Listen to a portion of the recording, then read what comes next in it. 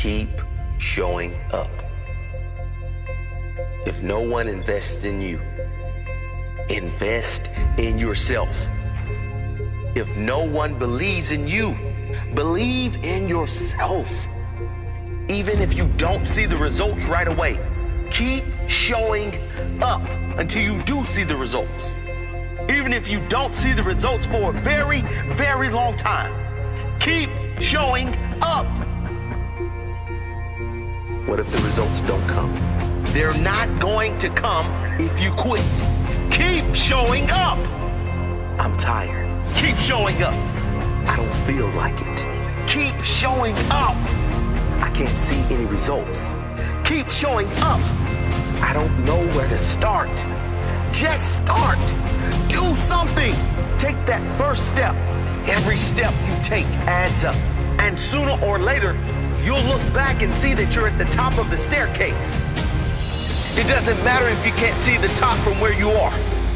Just know that if you keep climbing, if you keep learning how you can get to the next level, you will soon be exactly where you need to be.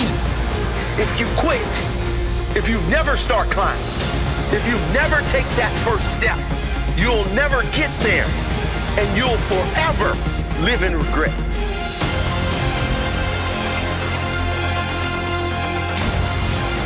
People don't make it because they quit. Full stop. They say they tried everything. Sure, they tried everything. They tried everything but sticking it out. They tried everything but courage to keep going. They tried everything but showing heart when things got hard. They did try quitting. Winners do not quit. They show up. Rain, hail, or shine. They show up. When it works, when it's hard. They show up every single damn time. And that right there is the difference. Keep showing up.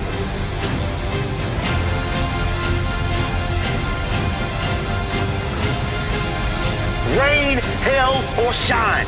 Success is mine. Hard or easy, slow or long. Success is mine. Feel like it, don't feel like it. Success is mine. Failure, setbacks, naysayers. Success is mine.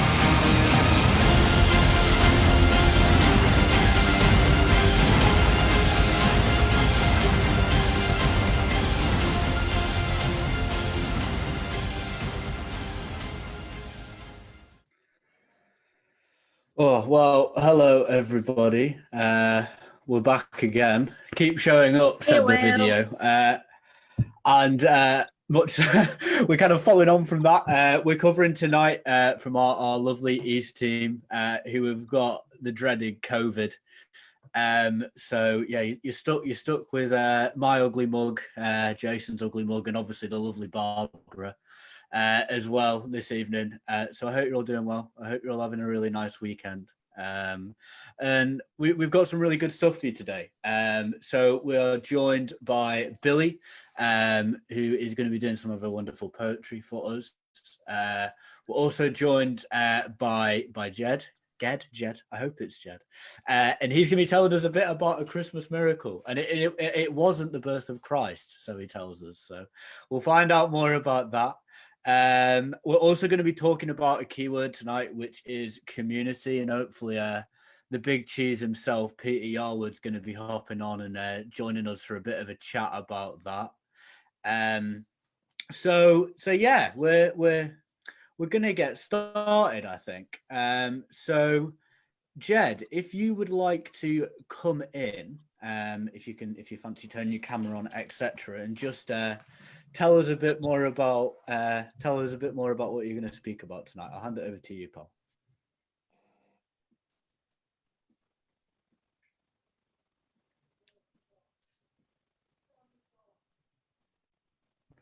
Hopefully.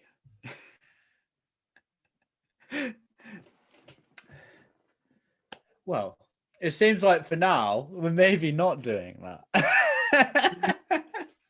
So, Jason's turned up as well. Evening, Jason. How are you, pal? Hey, good evening. How are we? Hi, Jay. Hey, everybody. My connection's so bad tonight. I don't know what's going on with it. It's all right, dude. We can hear you better now, actually, dude. Apologise. What, mate? We can hear you better, dude. We can hear you better. Oh, it's a nightmare. I know. So, yeah. So nice to be with you tonight. Hello to everyone on the live stream. We can't really see you, but Barbara's going to be keeping us updated on all of that. She's got it in her beady eyes.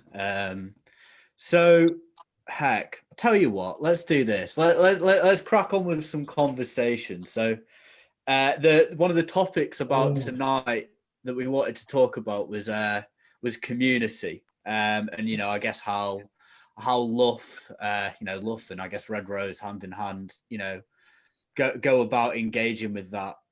So, talking of which, there's a Peter Yarwood just appeared on my screen.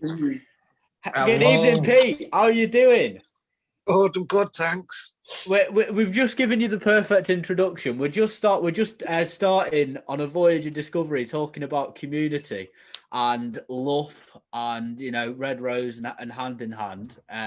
So I'll tell you what, I'll shut up. I'll let you say hello to the people, and then we can crack on. I'm sure you got some great conversation starters. Well, thank you for opening up this. First of all, thank you to everyone who has a part in maintaining this space, because I think it's really important. Somebody does. So thank you. And hello to the people. Hello.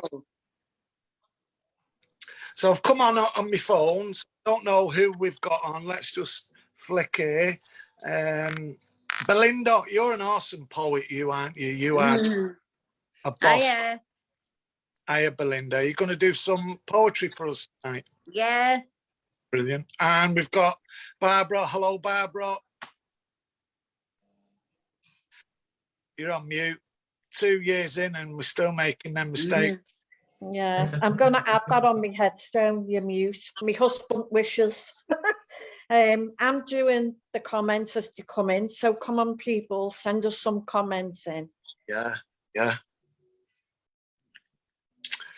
And have we got Jay, or is it just Will? Will Eagles? I'm here. And we got Jay and Jay as well. Let's see. There you are. Hiya, mate. And Hey, pal.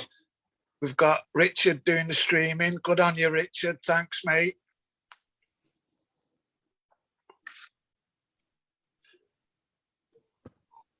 We've got Jed is trying to get on. He's having problems getting on. It must be something to do with the internet tonight. But he is still trying to get on. Right, sweet people. So let's start the conversation. We talk about community. We're talking about LUF. And it is one for you. It is a take. What we offer, me, Jay, and plenty of people. Oh, evening, Jed, as well. It seems like you've just joined us. We're often talking about the support and friendship and the community that we can create in our recovery. And I think maybe an interesting point is some of the differences between the communities that, well, some of us are very isolationist in our addiction, but some of us have like a group of people that we used with, and then when we find our recovery, we find a different group of people, often with a different set of morals and different chat and stuff like that. I just wondered, if anyone on here, anyone on Facebook has had experience with that, and like, what do you think them differences have been? Got to be a massive difference, hasn't there, Will? Take it away. Yeah, obviously there's a massive difference. We all come from chaotic and different lifestyles, and me personally, I come from a prison background. So my community in the jail, when you're all on lockdown and you're on COVID, and it's like you don't really have that community spirit. In there, time ago you could have jobs and do stuff and go and see your mates or go and exercise, and there's none of that happening at the moment. So I found me when I was in there, when I come out of jail, kind of struggled with it quite. Back into the community and actually doing some really good work that is needed, what we're doing at the moment. No, it's really hard because COVID's had a massive effect on it, hasn't it? You know, and I think that's what we need to be looking at is how we can get the community working together, you know, working in tandem, so to speak, and getting other services involved with us as who we are, you know, it's an important part, isn't it? What do you think, Yeah. Bill? Yeah, absolutely, absolutely. I'll let anyone else come in as well. Yeah. I've been really lucky. We're on my side of the country that it's the building that I use for my group. I've been absolutely wonderful. They send all the stuff in.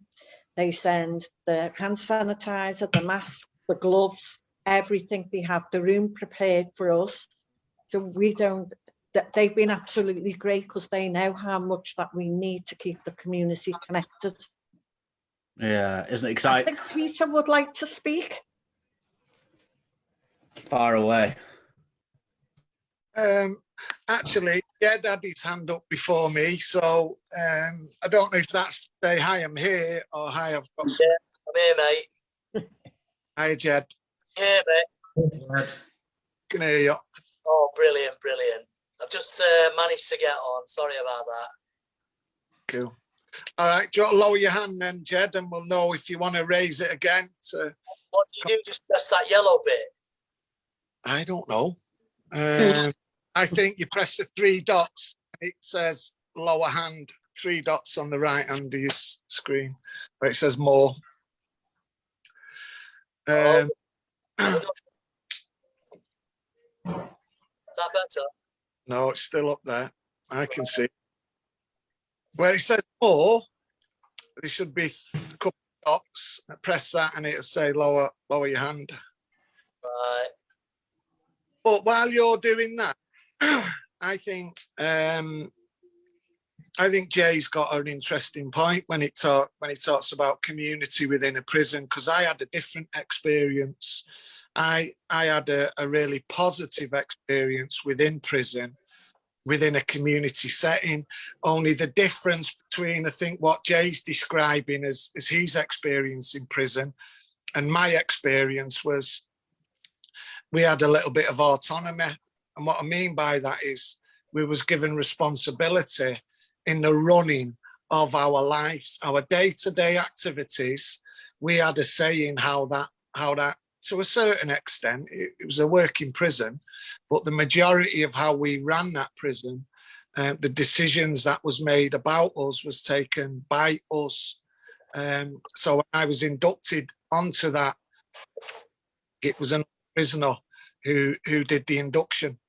It was another prisoner who interviewed me for my job. It was another prisoner who collated the meals that we was eating each day and fed that information to the kitchens.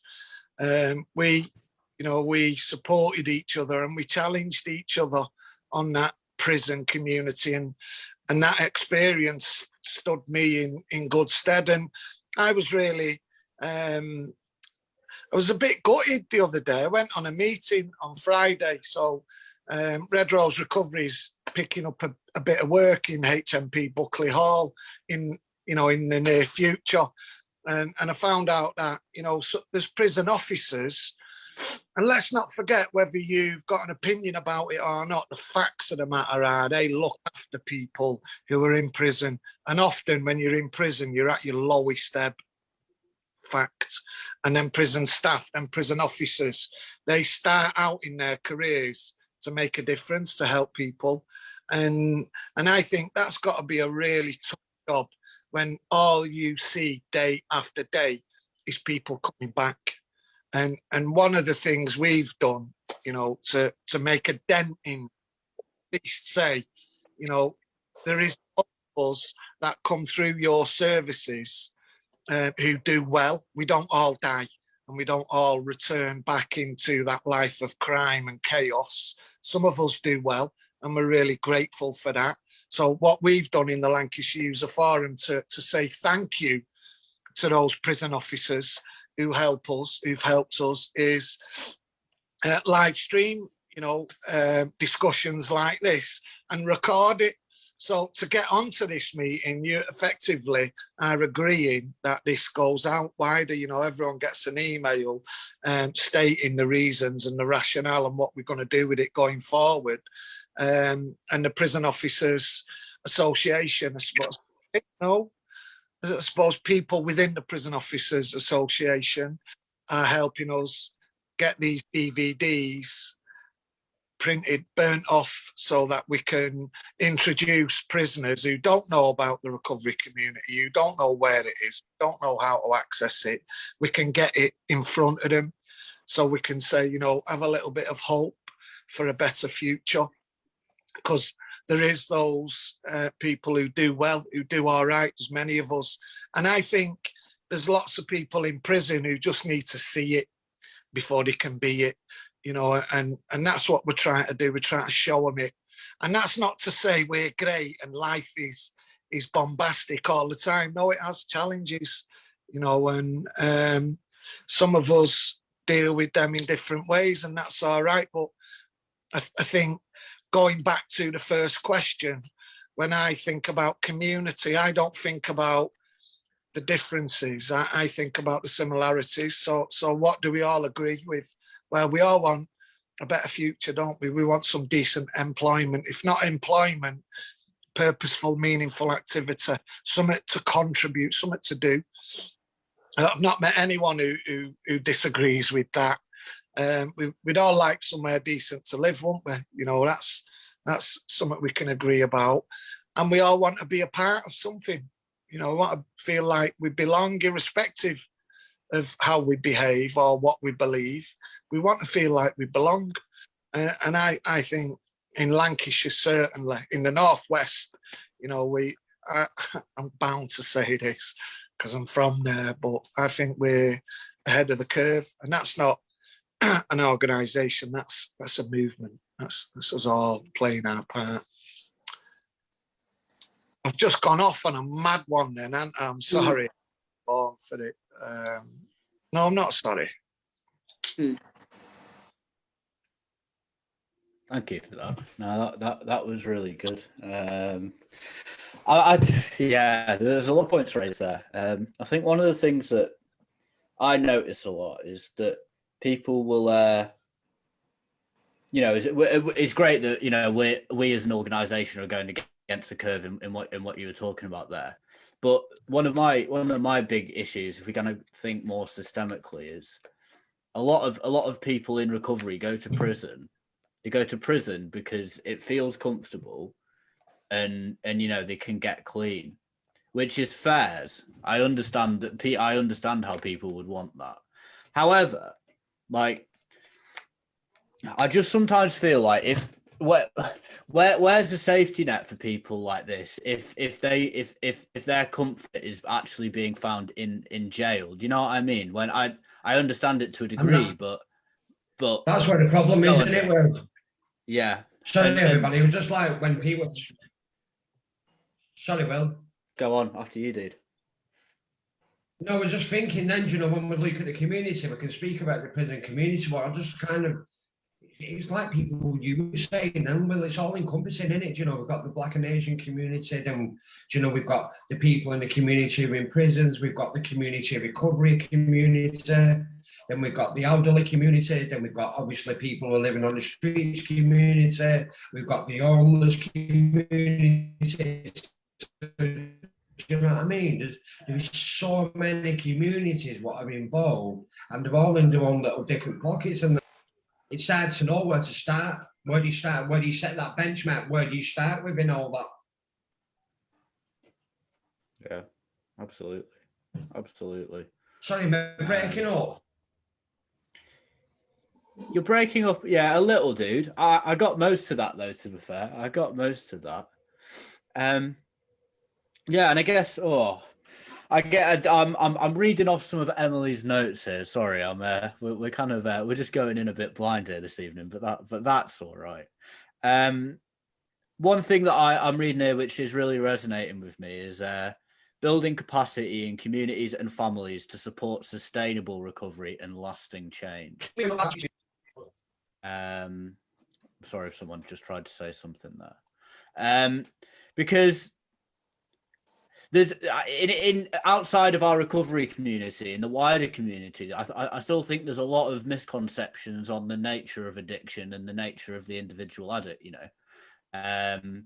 Because to me, if you were to say a crackhead, a smackhead, an alcoholic, you don't actually think of that person very often. You don't think of that person's actual substance misuse, but you think about the behaviors that are associated with that.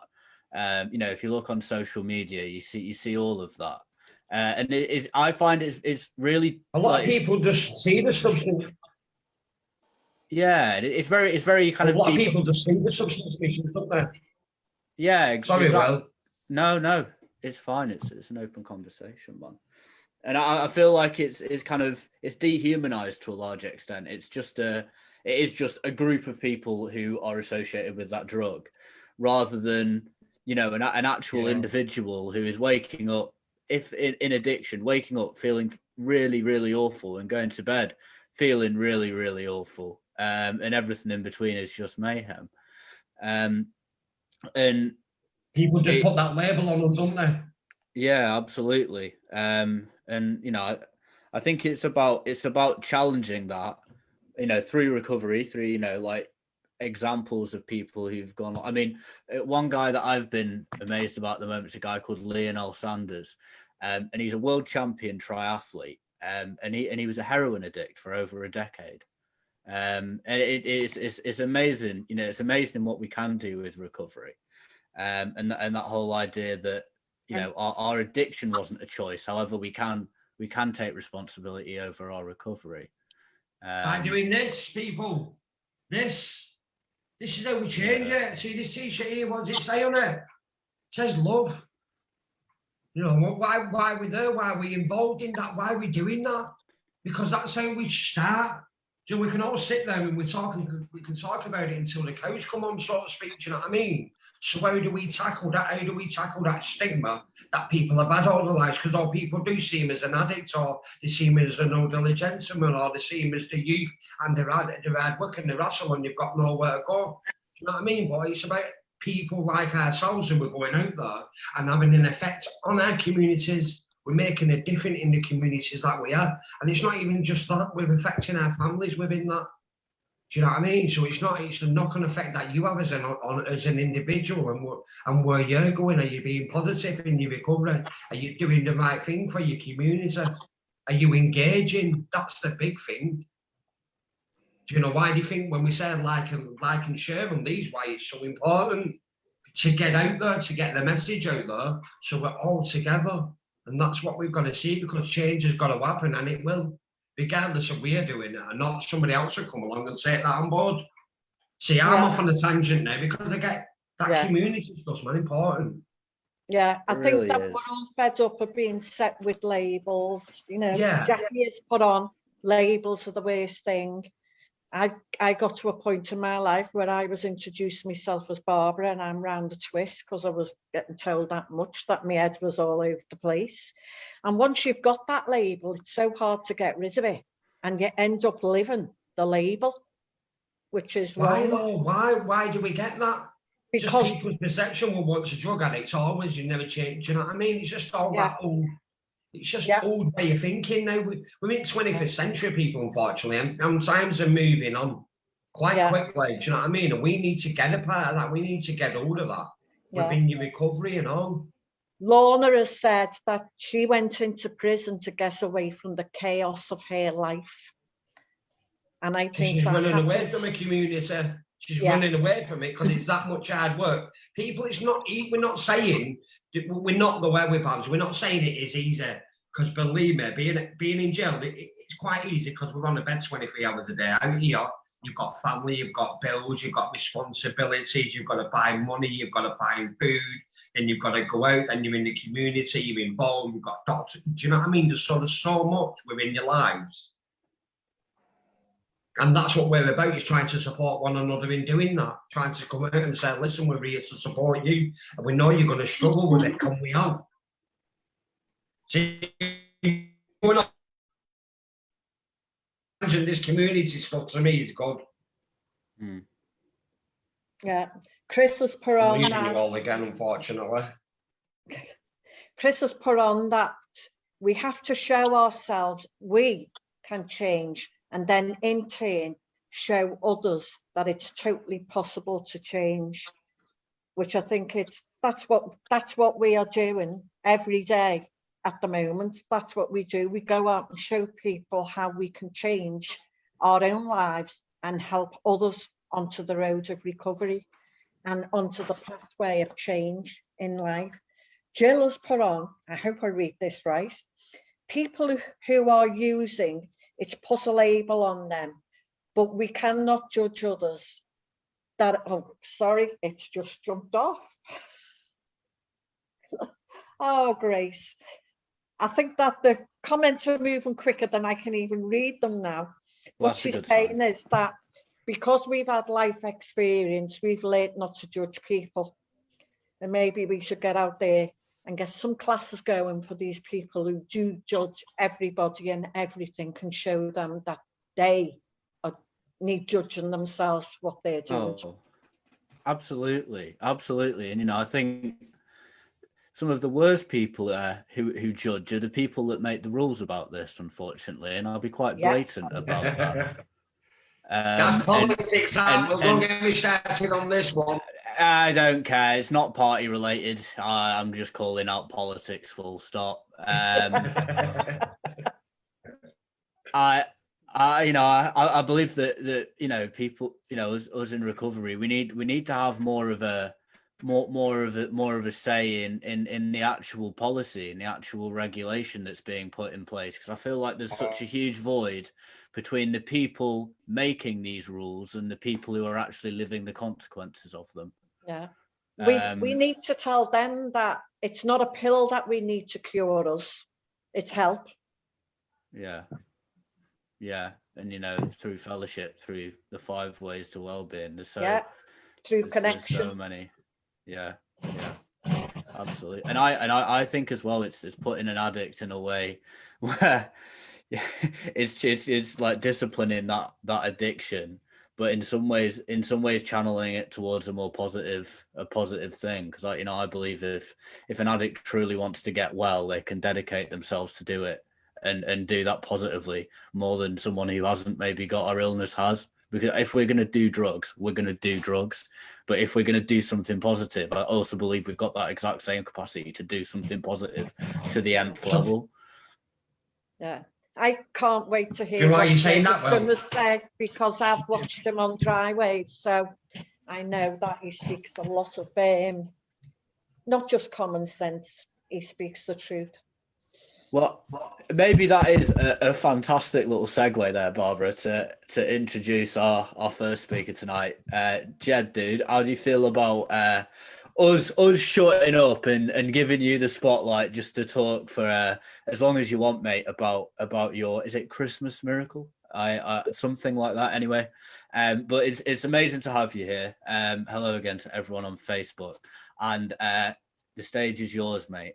Take it away. Thank you. Well, thank you very much, first of all, for having me on the show. It's always a pleasure because I know the great work that LUF and Red Rose do, and it's fantastic. So I'm honoured to be here. And one of the things I'll talk about is what happened at Christmas. So I'll get straight into that because it's been called the Little Christmas Miracle that happened in Manchester City Centre. And it was quite difficult to put together. So I'd just previously, a week before that, round about December the 12th, I'd gone out with a team of 10 volunteers with about 20 bin bags full of really good clothing, socks, underwear, shoes, everything, quality stuff. And the idea was I led the team and I said, right, the people that we're going to be targeting, we're going straight to the edges, we're going down the alleyways, and we're going to the people that are really so severe in their addictions and mental health problems. No one goes near them anymore because they're afraid of the way they look, the sores, this, that, and the other. We're going to reach those people. We're going to sit and chat and talk. We're going to go in there as friends. So we did that. It was very, very successful. And then about a week later, one of the women that was on the outreach work with me on the streets of Manchester rang me up and said, Jed, I've had a dream for about the last four years, and I've never been able to put it together. And I just thought maybe you can help me, because you've worked on the streets of Manchester for 15 years and been all over the place on it. I said, well, what's your dream? He said, I'd like to put 18 homeless people up in a really nice hotel for Christmas Eve, Christmas Day, leaving Boxing Day, full Christmas dinner and everything. And do you think you can help me with that? Because I believe I've got 9 rooms available, because I've rang up Sasha's Hotel in Manchester City Centre. They've said, yeah, we got 9 rooms available for people to come in. So she said, Jed, would you help me do that?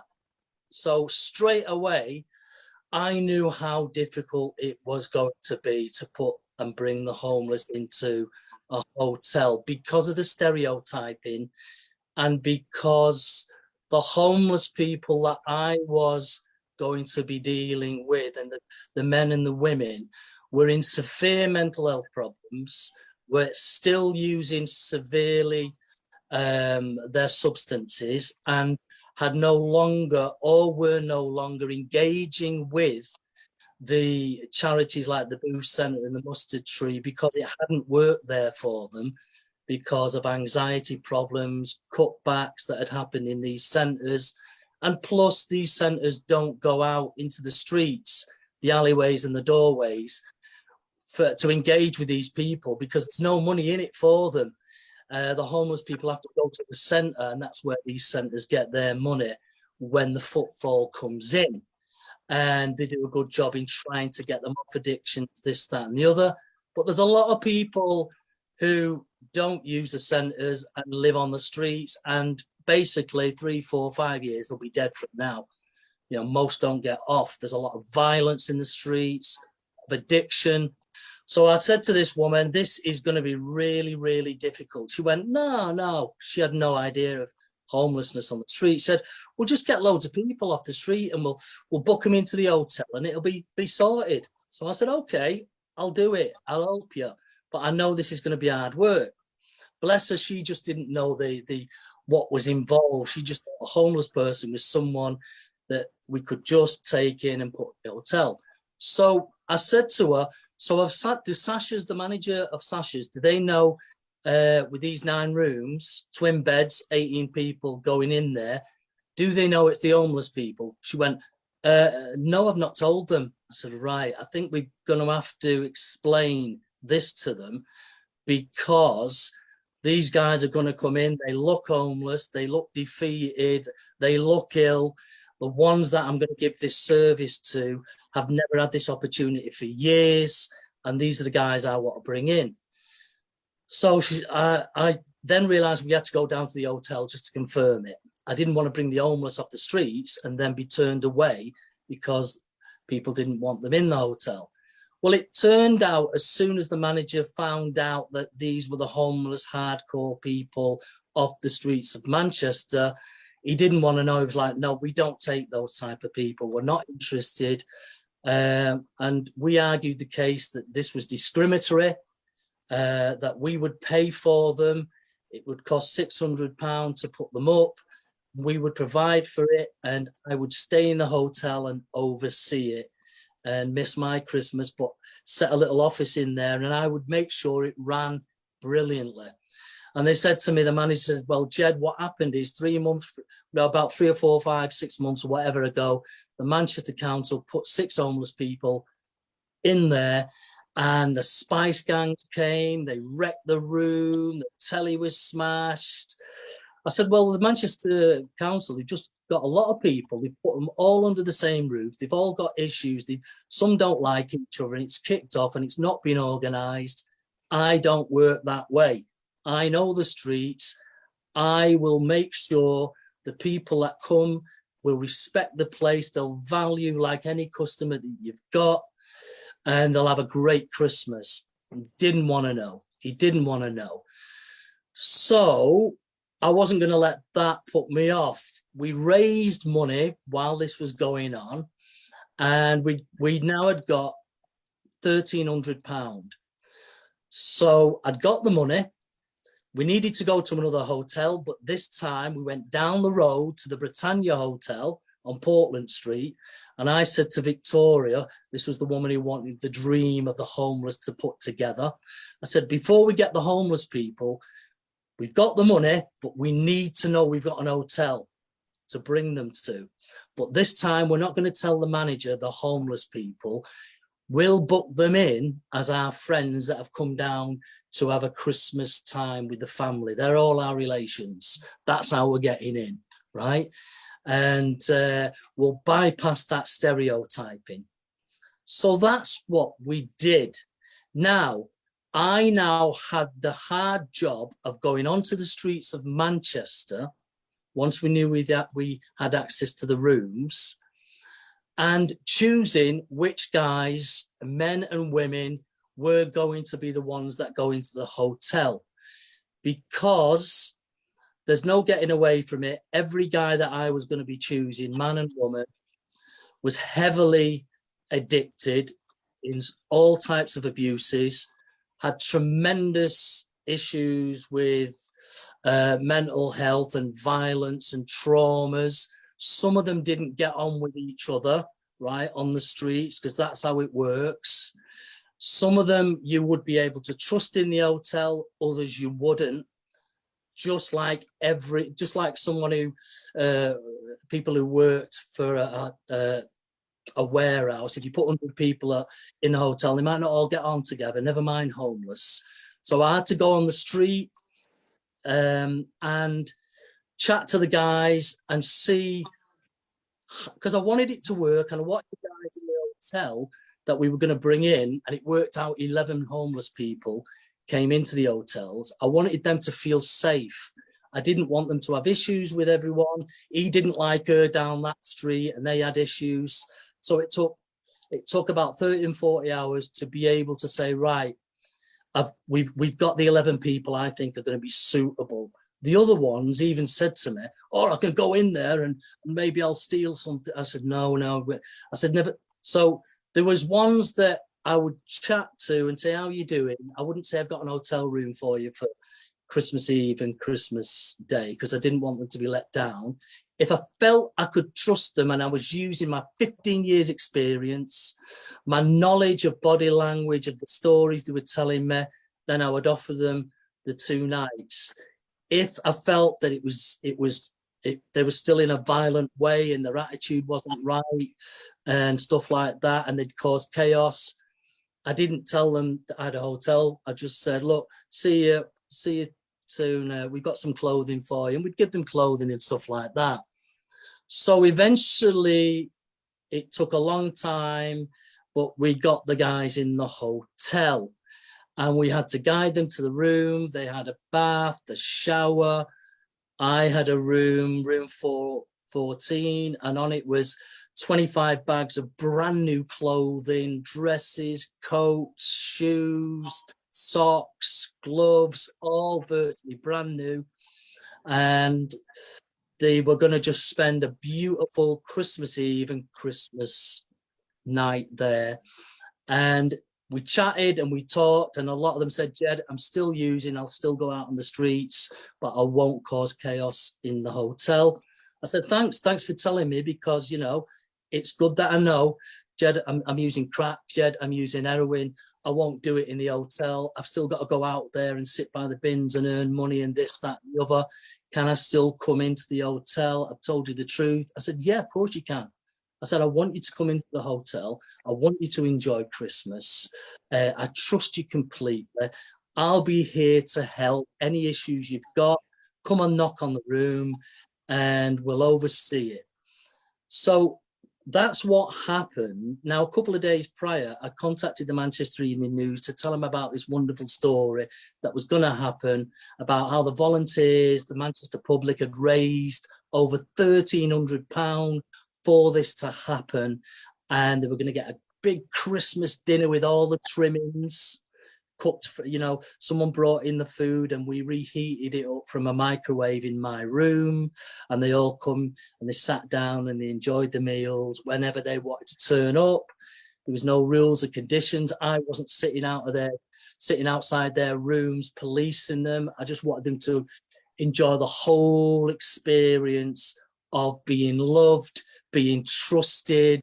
This was someone's little babies at one point that just got involved in these stories. And I wanted to say, there's no judgment here. We're all about love. We're all about, this is what Christmas is about. Now, I contacted the Manchester Evening News to get this story, but never heard anything from them at this point, and they didn't seem to want to know. Now, when we went to Sasha's and asked them, first of all, me and Victoria, when we said, can they come here? They said no. So that was like the Christmas story allegory was, okay, we've just been turned away from the inn. I was like Joseph. Victoria was like Mary. The homeless were like baby Jesus, all vulnerable and everything. The donkey was the hard work that we were going to put in. So we went to the Britannia, we finally got them in, and that was the stable where they became stable and they felt safe. And we got them through the back door and they got them in there, and the whole experience went beautiful. They had all the clothing, they could pick what clothing they wanted. And the clothing on my bed, there was about £3,000 worth of virtually brand new clothing. They could pick the choice of shirt, shoes, boots. A woman donated a massive turkey. She brought these platters of sprouts, vegetables, all sorts of food. We put that on, we brought them down, and then they went out, as I've said, in the night and everything. They did what they had to do because that's their lifestyle. They've been on the streets for years. And one of them turned around to me and said, what are you doing? Who are you? What are you doing this for? Why are you trusting us? I said, I trust you because you're human beings just like I am. You're worth as much as I am. You deserve this. And this is what Christmas is about. And one of the tick boxes was maybe someone who goes in the bed, sleeps there that night, and they're used to the streets, might go, you know what? I've had enough of the streets. I like this nice bed. I want to try and turn my life round. I want to kickstart my life. I want some more of this. I want hot water. I want to now try and engage in the services and have another go at trying to get off the streets. Somebody's shown us respect. Somebody's shown us love. Somebody's not called us, give a dog a bad name and we act like that. No, we're going to honor this guy. We're going to honor this woman. The general public, we're going to show them that, yeah, we're normal, everyday people who've had hard, tough stories. And here's this guy and this woman who's gone out of the way to make this dream for us and give up their time. We're going to honor that and show as human beings we're part of this experience. So what happened was, they got settled in, had a beautiful Christmas Eve. Most of them had a shower and bath, watched the telly in the room and everything. And on Christmas morning, we still had space for a couple of more homeless people to stay the night. We had 11 in the hotel now in different rooms. And I went out at 10 o'clock in the morning on the next day, Christmas Day, with my hoodie up and my black coat on. And I was walking to the cathedral, Manchester Cathedral, see if I could find any more homeless to bring back and enjoy all the presents that we'd got for them as well, which were wrapped. And two men approached me and said, excuse me. And I looked up and there was these two gentlemen. They said, we want to do a feature on the homeless. And we wondered if you could help us. So I took my hoodie down. I said, why? They went, well, we're from the Manchester Evening News and we just thought we'd see if we could get a story. I went, I can't believe that. I've wrote to you guys about what was going on 2 days ago in the news. They went, oh, if it was in the news desk, they'd have all gone home. We didn't know about this story. We just come off the street. I said, well, I've got an amazing Christmas miracle story for you. Come to the hotel, meet the homeless people who'll speak and engage to you. And if they want to, they'll let you photograph them. They'll talk about their life. They'll talk about how they feel. And this is a Christmas miracle story, and the Manchester Evening News, who then went and published it all online and everything, were amazed. They stayed for 2 hours. They were really nice blokes. They weren't the vicious type of media outfit. They were really nice. They honoured this story, and they were like, wow, this is amazing. Now, for me, what the homeless people didn't realise, they were giving me the best Christmas present I have ever had for a long, long time, right? It was them doing me a favour just to be part of something wonderful, right? And when they left on Boxing Day, we gave them a card, a Christmas card, and in it was written a beautiful letter. And it said, look, we've got £40 for you. Here's £40. Here's our phone number. When you decide in the next day or two what you would like for an extra Christmas present, ring us up and we'll go and get it you, and then we'll meet you on the streets. And then they did, and they wanted phones, and some wanted sleeping bags. It was amazing. The Christmas miracle was done, and we weren't ever going to be told there's no room at the inn. And they all, some of the people who'd never known each other, the homeless people that hadn't known each other, are now friends on the street supporting each other. We've had contact from them because we didn't want to lose contact with them. We've got the names and the numbers, and we still go out and we said, look, we'll help you in any way we can. If you need some mentoring to go into the booth centre and you need someone to come down with you, we're available. If you need clothing and stuff, we're still there. So it's not just a Christmas thing and forget you and see you later. These now are familiar friends on the streets of Manchester. And that was the beautiful Christmas miracle. And I genuinely bow and thank all the Manchester people who donated that 1,300 quid to. And the great thing about having the press involved, which was another miracle, was people who couldn't come to the hotel, the general public, or meet these people, could see where their money was going, could see where their love had gone. And you can see all the pictures now on my Facebook. And wow, anything's possible. Anything's possible. Yeah. Well, thank you so much for coming to share. I was just having a look at the social media whilst you were talking there, and we've had over 130 comments so far on Facebook. So I'm sorry, Barbara, it looks like you got your work absolutely cut out, but for the right reasons. Yeah, so sometimes things just pull together so nicely. I mean, even down to the fact that, you know, I felt like what you were talking about there linked in so well with what we were just discussing too. But mate, what a story! What a story, man. I'd like it. It sounds like you're doing incredible things down there in Manchester. It's just an absolute pleasure to have you with us tonight. It really, really is. So what I'm going to do is I'm going to open it up to people on Zoom, and I'm sure Barbara will have some comments for you as well. Yeah. In fact, Barbara, I'll let you take it away, Barbs. Go on. Thank you. There is so much admiration coming in for you, Jed, and for what you helped those people feel. I mean, Chris has put on, he loves it when he sees a person that you remember from crazy days, and then you see them later on and you see how completely different abstinence life makes it for them. But then he's put, it's truly a beautiful miracle to witness and to be a small part of Jed's helping journey. If somebody came out and said, can I have somebody that could come and help me do this? I know our community with LUF and Red Rose and the other services that we use would all jump at the chance of doing it.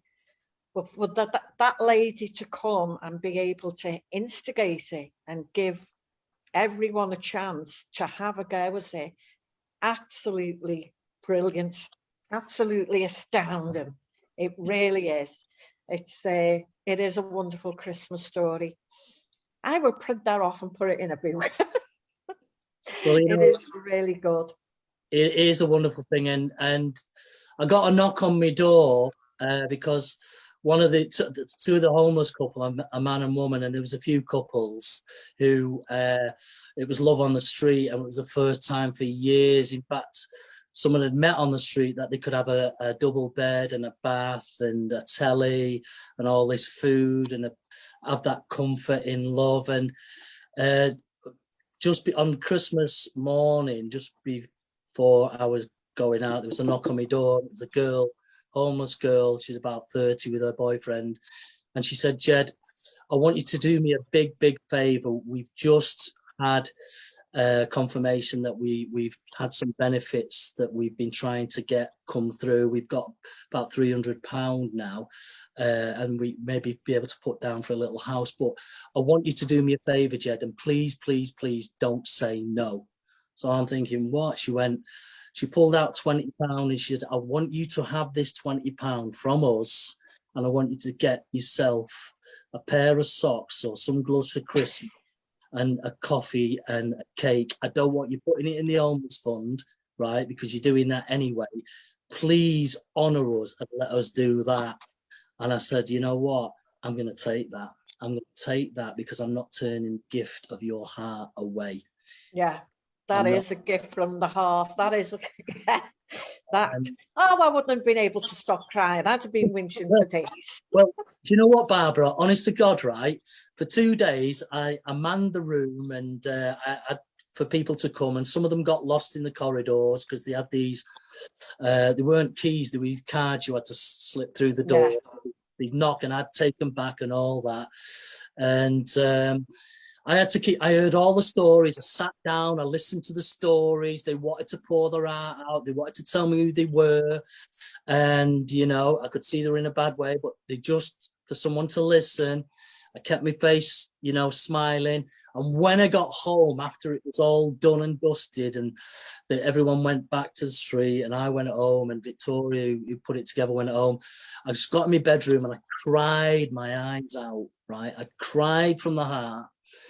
Of all the pain and everything I was listening to, that was my chance to just cleanse myself as well and get it out and cry. Because some of the stories I heard, right, if anyone had heard these stories and there's more out on the street, you would not condemn anyone that is on the street or in the doorway. You would never judge them. You would never be hard again, because that is you if you fell down that trap door. Right. And I'll tell you something else as well. It's vicious on the street. There's a lot of crime. You have to survive out there. Some of the women that we took in were still drug dealing for some of their boyfriends who were badly emaciated with the drugs and that. And some of the women were still going to prostitution and stuff like that. But as far as I was concerned, and I know Victoria was, they were clean of heart and clean of soul, because we looked behind the persona and the images and the stories, and we saw right in to the heart and the glow of the soul of that human being. And that's all I wanted to see, right? And that is to honor them as individuals, yeah? And that's why it worked as well. And they can look in your eyes and they can see that. The soul can see the soul looking at itself, not judging. Yeah. And what memories, you know, what's about the memories that you've given them? They will never forget it, because I know that people that have helped me and people that have helped others that I've known, I never forget that. So what a lovely thing for them to think of through the rest of their lives, no matter what they go through. Remember that Christmas, remember that Christmas. Yeah. So that is, you've given them something that they can always hold, because you can't take memories away. And you know, like I said, Barbara, they've given me something as well, just as important. Oh yeah, yeah. As important. Honestly. Yeah. Brilliant. Right, go on. Anyone else? Sorry. Well done, Jed. Thank you. Brilliant. Thank you. Thank you. I know what, before I sort of same, because I've said a lot and I don't want to hog the program, but I know you've got a very famous poet, and I like poetry. You've got Willie the poet, right? And if he's listening, I've got a little poem, and it's kind of in honor of Willie as well. And it's called The Poet's Pen. It's only short. So this is for you, Willie, because I know you do a great job. Billy, sorry, and I know you do a great job. And you've inspired me, and I've read your book, and I've passed it on to someone who loves it as well. So a poet's pen is his magician's wand, like an astronomer's telescope, touching the beyond. The ink is the mystery of colour that painters know well, the fluid river that allows the fish of imagination to swim in waters of perceptions, heaven or hell. So thank you. Brilliant. Brilliant. Yeah, hope he appreciates it. I Incredible. know he's amazing what he does. Yeah, inspires me. Well, you've inspired everybody that's listening, everybody that's watching, and thank you so much. That was a story I'll never forget. Thank you. Thanks, Jed. It's heartwarming listening to those stories, isn't it? It kind of paints a picture, doesn't it, that the people and, you know, sounded to me like they've got their dignity back from that experience. It's lovely. Yeah, I think as well, I know it's certainly true for me, that before I could start loving myself again, because the lack of love and the self-loathing was a cycle that continued my active addiction. But before I could start loving myself again, I needed someone to love me. You know, well, not love me, but give me hope, give me an idea that, you know, that cycle of addiction that you've been in wasn't a cycle. It wasn't a wheel that had to keep on turning for all eternity. And I think, you know, something like what you've done there, Jed, over Christmas, I'm sure for some of those people will be that little glimmer of hope, which might, you know, start building a little bit of fire back inside that person. I completely agree with what I love what you say about looking past, you know, the preconceptions and just seeing a soul, just like there's a soul in a doctor, a lawyer, or whatever. There's a soul in a homeless person, and you know, and they all need feeding just the same. I really love that, and I just want to say from the bottom of my heart, thank you and from LUF's heart and from Red Rose's heart, thank you for joining us tonight. Yeah, just fantastic. Fantastic. And go on, Peter, sorry. Yeah. We've got a new piece of work in Red Rose Recovery called Changing Futures, and it works with people who've got 3 of the 5 complexities, and the 5 complexities are substance abuse, mental health, homelessness, domestic violence, and criminal justice, being in prison. So if you've got 3 of those 5 complexities in your world, you can access the support of this team. And I was spending some time with the team this week. It's a new team, and I was trying to describe to them the culture of the Lancashire User Forum and how we've never had any barriers to entry. What we've said is you belong irrespective of how you behave or, you know, what you believe. We leave our labels and our titles at the door, and we just meet as people, as human beings. And I was trying to describe to them some of our face-to-face meetings that we've had, and there's one that sticks in my mind where a lady, she's doing fabulous now, but she stood up and, you know, she didn't have any teeth in her head. She stood up and she's told a story about how she gets knocked about by her partner, how she gets stigmatized by a lot of the statutory services that she needs to go to, statutory and third sector. That was her experience. And, you know, she was a regular at food bank. She talked about how, you know, the poverty line, something for her to aspire to reach, you know, like a real vivid illustration of where she was at. And then it was what she said after that struck me as profound, because she said, I get so much from helping people who are less fortunate than myself. And first of all, I just thought, is there people who are less fortunate than you? And secondly, I just thought that's one of the keys to being a human being. We've all got to know that we've got something to give.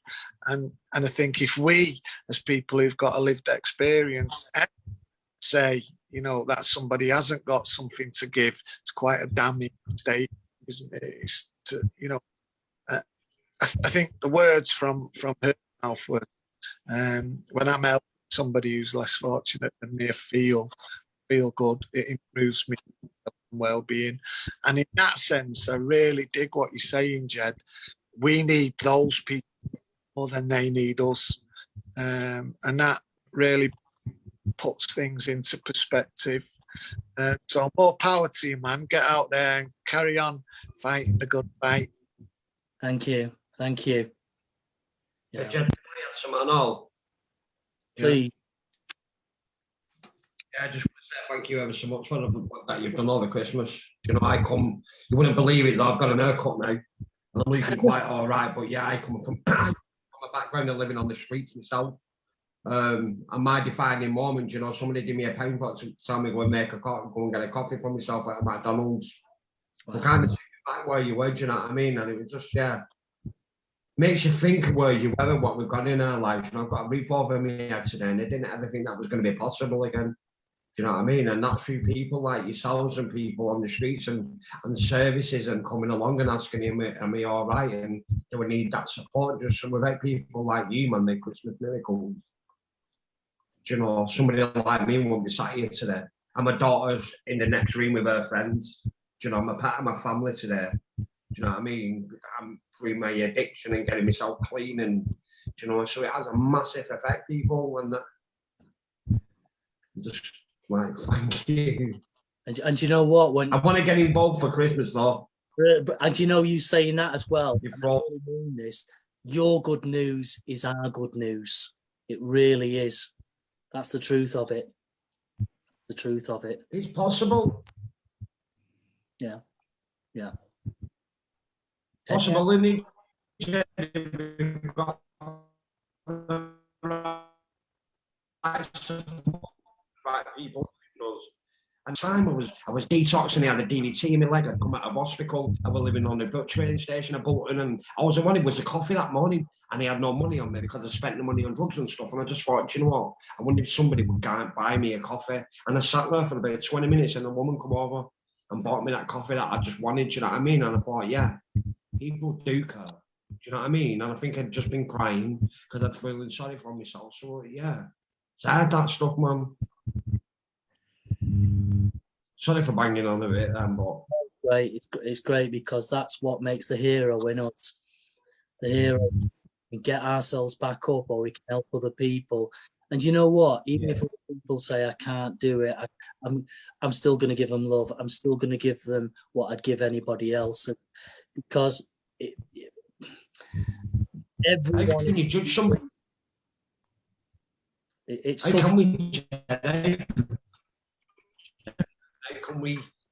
How can we dog them and put them down and make them less than and feel less than when they already feel that themselves? Yeah. Do you know, we don't have a right. I don't believe we have a right, because I've been there and I've done that, and I've ruined my community in the past. Do you know, today I'm trying to fix my community and what we're doing in it. Yeah. Yeah. I keep losing you. My internet connection is really bad. I do apologise. Okay. That's all right. That's all right. I've got Chris back on, and he's put something on I think that we'll all agree with, that these shows show how inspiring and inspiring, and it really helps his appreciation of recovery and the faith that it instills in himself. And he is humbled and honoured to help these people in their difficult times. And I think that a lot of people that have been through anything like that understand that humble and honour that they feel when somebody does help them. And that's all that they want other people to feel then, which is really well put, Chris. I totally agree with what he says. It is humbling and it is an honour to be able to do it. And I think if we're in the position to do it, we're very lucky to be able to help anybody at any time. Sorry, back over to you, Will. Beautiful. Well, it looks like we've entered an episode of Hell's Kitchen with Pete Yarwood. Well, I don't know what he's cooking up there. Where's the lamb sauce? Seriously, I got that carried away. The roast potatoes have now gone and turned into like the caramelized now. So That's good. That's good news, if you ask me. That's good news in my house. I just caught them in time. So Excellent. Oh, good. Nice. Hey, Brilliant. do you know, get us all in the kitchen like yours and I'll cook a meal together and talk about love and do it online. Yeah. You got it. So I just one last little note from me, Jed. We were talking earlier about times how the institutions are misunderstanding the nature of addiction and all that. And I thought it was brilliant how you highlighted when Manchester County Council tried to do the exact same thing through their lack of understanding and lack of a lived experience. It didn't learn the same way. And, you know, I think first of all, you know, props to you, but also, you know, it really establishes that, you know, it furthers that idea that lived experience is so important. My internet connection says it's unstable, so I hope you heard some of that. Yeah. Billy. Hello. Billy, we've got the amazing Billy with us now. Some of you might have heard some of her wicked poetry at the last live LUF. In fact, there's a snippet of it from the video that we made. But yeah, Billy's here today to give us some more insight into her poetry, and so Billy, yeah, we're so glad to have you here. I'm sure everyone on Facebook is too. So Thanks, I'll hand it over to you. No worries. Okay. Hi, I'm Billy. I'm 3 months in recovery now. Here's a poem that just gives a little bit of insight into my childhood. So here goes. My mum and dad were both alcoholics. My brother was the golden boy. He had nervous tics. We were no strangers to the care system. At night, the police would turn up, then social workers to take us to safety. I would be beaten, starved and neglected. I remember when Maggie Thatcher got elected.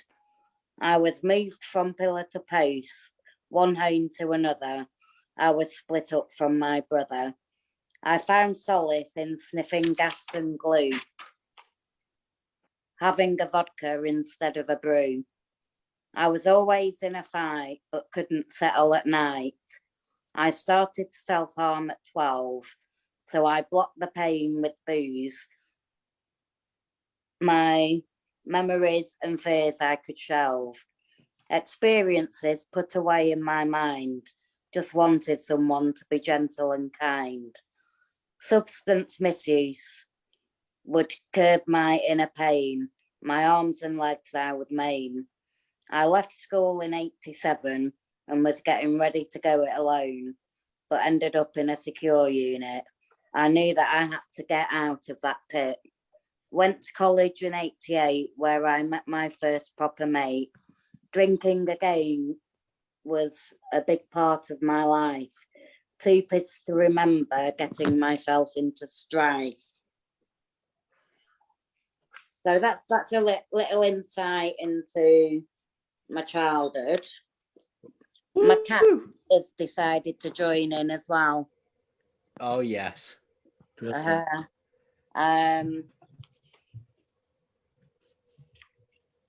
And I've got one that I wrote on the 4th of January after having a bit of a relapse.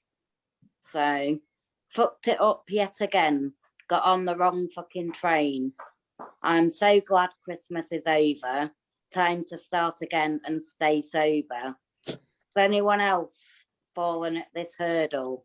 Vodka and Horlicks make my tummy gurgle. The bottles laughed with hidden intent and smiles.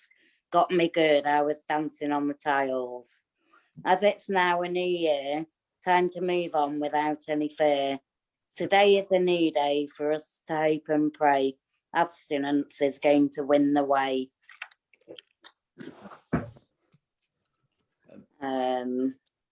Yeah, and that's it. Amazing. Oh, we've got Billy is a warrior. You are such an inspiration. And go on, Gail, off Emily. Yes. Yes. And I think one of the amazing things about recovery is like finding passions again, maybe that we had in the past and lost, or new passions as well. I find as well with like creative things like poetry and that, or any passion really, what it can do is it can take you out of your head. Do you know, especially when you've got a very busy head. Like for me it's sitting down with my guitar. For you it's your poetry. Do you know, I'm sure everyone's got their own little thing. Well, do you know what? I didn't write for years. I moved down south to Hayling Island in 2007 when my daughter Daisy was just 2. And it all went tits up there, really. And I wasn't happy. I was pissed all the time. Social services were involved numerous times. And I stopped writing. And then I lost my poetry books because I'd moved. So it's only since I moved back to St Anne's that I've started to write again. And I'm so happy that I'm writing again. Absolutely. Oh no, it's brilliant. Pete, are you there? Sorry, after you, Barbara. Sorry. I think that we're all very grateful, and Emily is also thanking you very much, Billy, for coming on. And it's lovely to listen to your poetry. I've heard it before, and it's very feeling. Can I just put this out before we go any further? Chris has said, okay, everybody, tea round at his place next week. And what I was wondering was, we don't have to tell Boris because we won't need his suitcases, you know, that they carry all the alcohol in, because we don't need it. Just tea and biscuits. Sorry. Next. Can I just say, Billy, you're an amazing poet and you've got a boss talent there. Thank you for coming on. I'm going to have to shoot off now because it's tea time, and there's like a beautiful set of roast potatoes that need chomping down on with some veg and chicken, and how blessed am I that I can enjoy stuff like that today. So thank you guys, really enjoyed tonight, but I'm going to have to dig into my dinner now. So is that all right, guys? Yeah. Bye-bye. See you later. Take care. Bye. I was just saying, Billy, if I can put this to you, when I was listening to your poetry, it was very visual, and it was like I was at the cinema watching a part of your life. Yeah. And parts of it we can identify with through our own struggles of drink and stuff like that. Very picturesque and very, very well said, straight to the point. And there's a great talent there you've got. So thank you very much. I really enjoyed that. I did. Oh, thanks, Jed. I'd like to see some of your work as well. That'd be nice. I completely agree with Jed. You know the saying that a picture can paint 1,000 words. When I was listening to your poetry, it was more like a word can paint 1,000 pictures. You know, it like I love that like visual style of poetry. I think it's wicked. I think it's I think sometimes poetry can be all a bit high class, kind of, you know, like written rich old white men with nothing really important to talk about. But I think like poet that true experience, you know, just brilliant. Brilliant. Thank you. Absolutely awesome. So thank you so much. Thank you Yeah, so you're much for welcome. being with us tonight. Yeah, it's cool. Keep writing more, please. That's because wicked. Yeah, I will. You can't stop. It's lovely. It's amazing the talent that we've actually got. It's, you know, if you could put it all together, how huge is the talent that we've all got in small ways? Can be something little, can be something big, but it's absolutely amazing. And most of it doesn't come out in anybody till they're in recovery. I remember saying once to the doctor, don't give me a tranquilizer, just give me a pen and a pad. And I was right, it's medicine for me, poetry, it's medicine. Absolutely. Mine is give me extra time to work.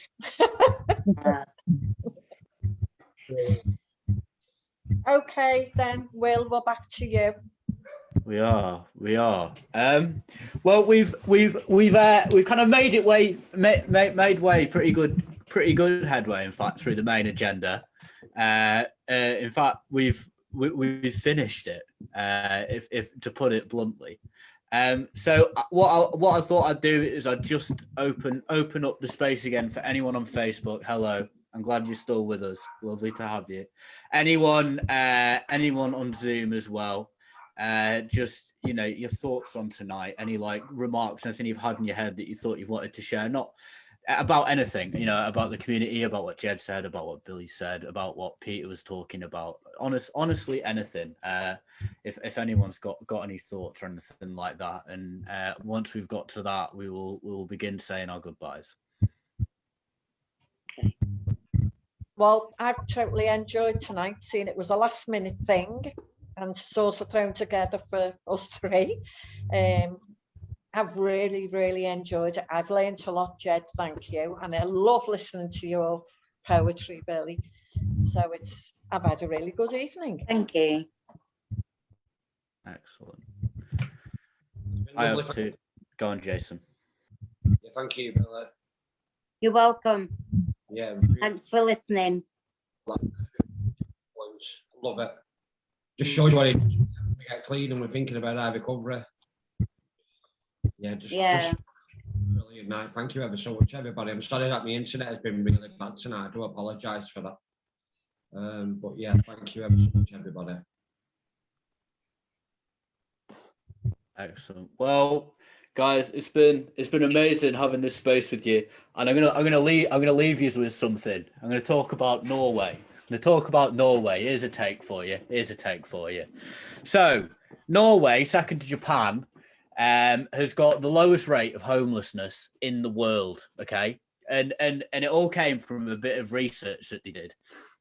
And we talked about earlier about how often, you know, addicts, homeless people will go to jail to reach those basic needs. If we're talking about Maslow's hierarchy of needs, for example, and to be able to have 3 meals a day, have a roof over their head, have a shower, you know, stuff that all humans deserve. Let's call them souls, not humans.